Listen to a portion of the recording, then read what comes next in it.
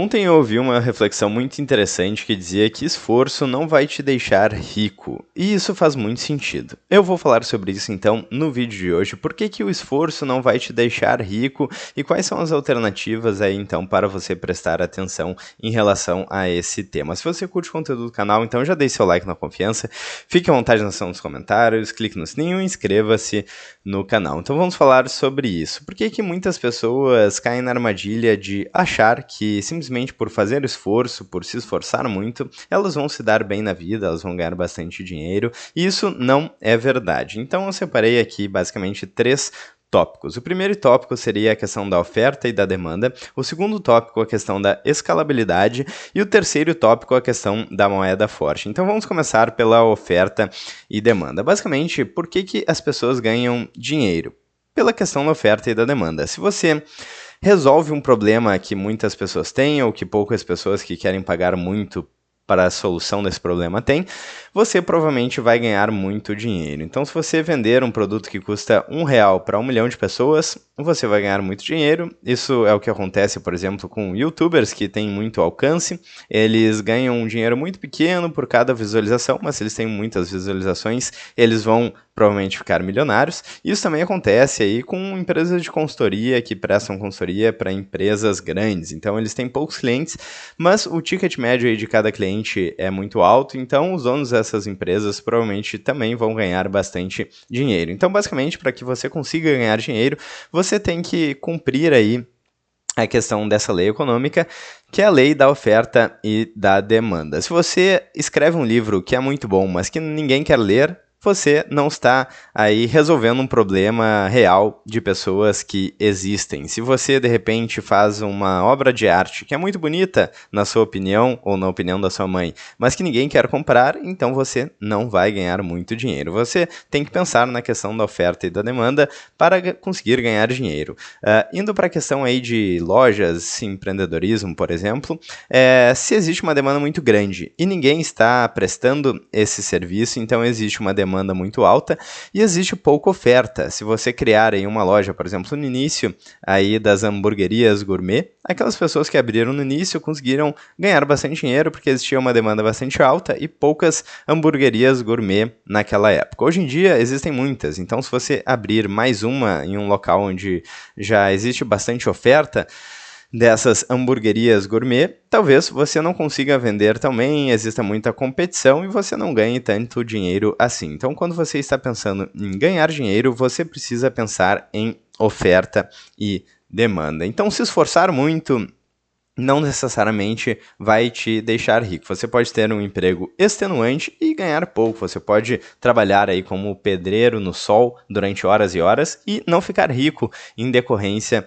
disso. Então, a sugestão aí é trabalhar aí pensando sempre na oferta e na demanda e de forma inteligente. E pensando aí, passando para o próximo tópico, o tópico da escalabilidade, como fazer isso de forma mais inteligente então. Então vamos fazer aí, vamos elaborar uma história onde, digamos que você esteja numa ilha, você teve um acidente no seu avião, você caiu numa ilha deserta. Então você pode, por exemplo, pescar, e você pode pescar aí um peixe por dia com muito esforço aí, usando de repente um pedaço de pau que você encontrou no chão.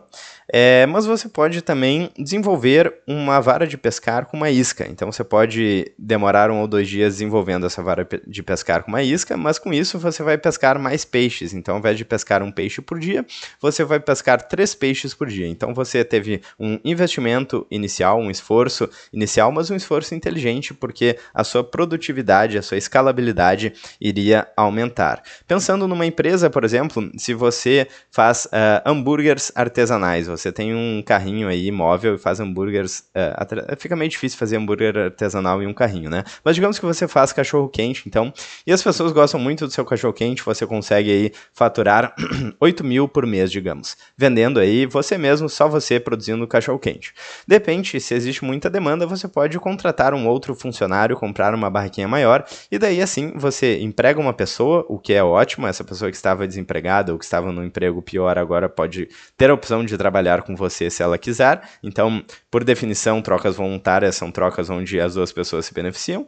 Então você gera um emprego e, além disso, você ainda consegue aumentar aí a sua escalabilidade, a sua eficiência. Então, contratar funcionários é uma forma de aumentar a eficiência. Usar tecnologia, usar inteligência artificial, por exemplo, é uma forma de aumentar a sua eficiência. Se você trabalha numa empresa e você consegue utilizar inteligência artificial e fazer muito mais rápido o que você poderia fazer, você consegue pegar mais funções e crescer na empresa, por exemplo. Você consegue fazer o trabalho de mais de um funcionário e o seu poder de barganha, seu valor no mercado fica maior, ou na empresa que você está, ou para crescer aí para outras empresas, se você tem essa skill, por exemplo, de mexer em inteligência artificial. Então pense sempre em aumentar a sua eficiência. Se você faz uma planilha ali que você demora horas e horas para fazer a planilha na mão todos os dias, você pode se esforçar muito, mas não ficar rico fazendo isso. Agora, se você inventa aí um sistema combinando inteligência artificial e automação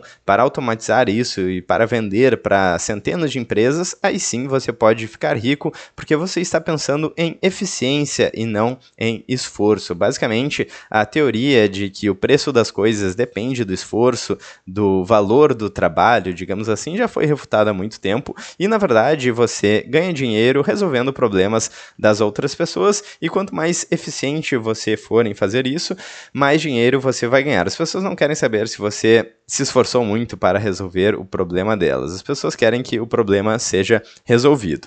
Então, o segundo ponto: pense em escalabilidade, pense em eficiência.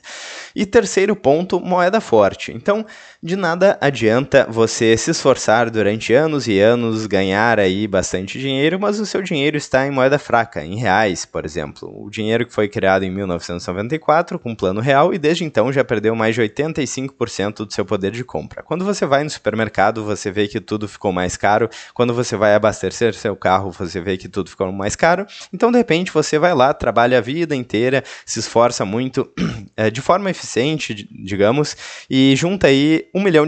E daqui a pouco você mora num bairro nobre de São Paulo e você vê que com R$1 milhão você não compra nenhum apartamento.